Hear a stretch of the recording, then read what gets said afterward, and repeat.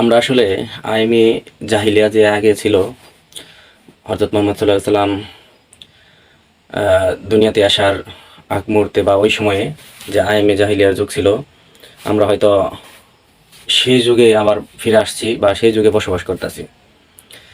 তার কারণ হচ্ছে এখন মানুষের মনুষ্যত্ব বলেন, মানবতা বলেন, এগুলা কোথায় জানি হারিয়ে যাচ্ছে। মা সন্তানের কাছে নিরাপদ না, সন্তান মা বাবার কাছে নিরাপদ না, ভাই ভাইয়ের কাছে নিরাপদ না, বোন বোনের কাছে নিরাপদ না, ভাই ভাই বোনের কাছে নিরাপদ না, বোন ভাইয়ের কাছে নিরাপদ না। মানে একটা অন্যরকম সিচুয়েশন চলতেছে বর্তমান যুগে। হয়তোবা শেষ জামানায় আমরা এসে পড়ছি, হয়তোবা অনেক মাওলানারা বলে হাদিসের আলোকে আমরা হয়তো সেই জামানায় বসবাস করতেছি বা সেই জামানায় আইসা পড়ছি। এক শ্রেণীর হুজুররা আবার ধর্মটাকে মানে ব্যবসা মানে তৈরি করছে। একটা জায়গায় বলতেছে হালাল, আরেকটা জায়গায় বলতেছে হারাম। এই হালাল হারাম এটা একটা ফতোয়া দিয়ে সমাজের মধ্যে কিছু আলেমরা বিভ্রান্ত তৈরি করতেছে। যাই হোক, যে বিষয় নিয়ে আলোচনা করব সেটা হলো আপনার একটা মা 10 মাস মায়ের গর্ভে খুব যত্ন করে নিরাপত্তার সাথে একটা শিশু রাখে এবং জন্মধারণ করে, তাকে নিয়ে অনেক কষ্ট যন্ত্রণা সহ্য করে পৃথিবীতে এনে সেই বাচ্চার সারা পৃথিবী যাতে ঘুরে দেখতে পারে, হাঁটতে পারে, নিরাপদে থাকতে পারে এই ব্যবস্থা করে দেয়। নিজে তার পায়খানা প্রস্রাব পরিষ্কার করে নিজের বুকের দুধ মানে খাওয়ায়া বড় করে মানে একটা বাচ্চাকে পরিপূর্ণ মানুষ রূপে তৈরি করে। আর সেই বাচ্চা বড় হয়ে হাত খরচের টাকা মায়ের কাছে না পেয়ে তাকে হত্যা করে ডিপ ফ্রিজে রাখে। এটা দেশের ঘটনা, এদেশের খবর। এটা বাহিরে কোনো ইহুদি রাষ্ট্রের না, এটা বাংলাদেশের মুসলিম পরিবারের একটা ছেলে। তার 4টা ভাই সম্ভবত মাদ্রাসাতে পড়ে আর মায়ের কাছে থাকে।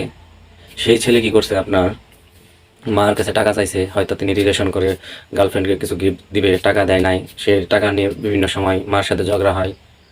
এক পর্যায়ে সেই মাকে হত্যা করে ডিপ ফ্রিজে রেখে সেই ছেলে আবার বিভিন্ন জায়গায় খোঁজখবর রাখে যে আমার মা কোথায়, মাকে পাচ্ছি না। এমন অবস্থা করছে, সেখানে আলমারি বিভিন্ন ধরনের আসবাবপত্র কাটছে, ভাঙছে, যাতে ধারণা করতে পারে মানুষ কোনো ডাকাত বা চোর তার ঘরে আক্রমণ করছিল। সেই ছেলে এক পর্যায়ে পুলিশ, আইন শৃঙ্খলা বাহিনী তাকে নিয়ে জিজ্ঞাসাবাদ করে একটা সময় তিনি স্বীকার যে তার মাকে সে নিজে হত্যা করে তার হাত পা বেঁধে ডিপ ফ্রিজে রাখে। এটা ভাবা যায়? এটা কোনো মানুষ করতে পারে? সে মানুষ নামে পশু এ ধরনের কাজ করে। এটা নতুন কোনো গল্প কাহিনী না। এদেশে অনেক সময় মা বাবার কাছে সন্তানরা নিরাপদ হয়ে ওঠে না, মা বাবা সন্তানকে মারে, আবার সন্তানরা মা বাবাকে হত্যা করে।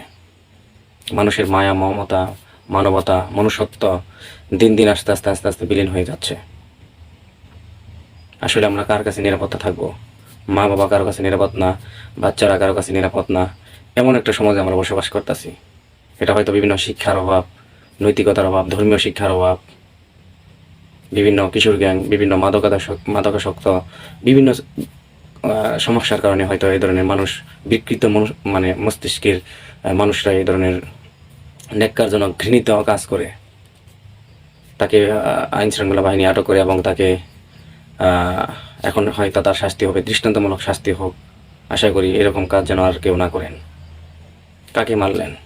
যে আপনাকে পৃথিবীর মুখ দেখাইছে, নিজে না খাইয়ে আপনাকে খাওয়াইছে, তাকে আপনি হত্যা করলেন। এটা এটা আসলে মেনে নেওয়ার মতো কোনো ঘটনা না। খুবই দুঃখজনক। এরকম ঘটনা যেন আমরা না শুনি আর না দেখি। আসসালামু আলাইকুম, সবাই ভালো থাকবেন।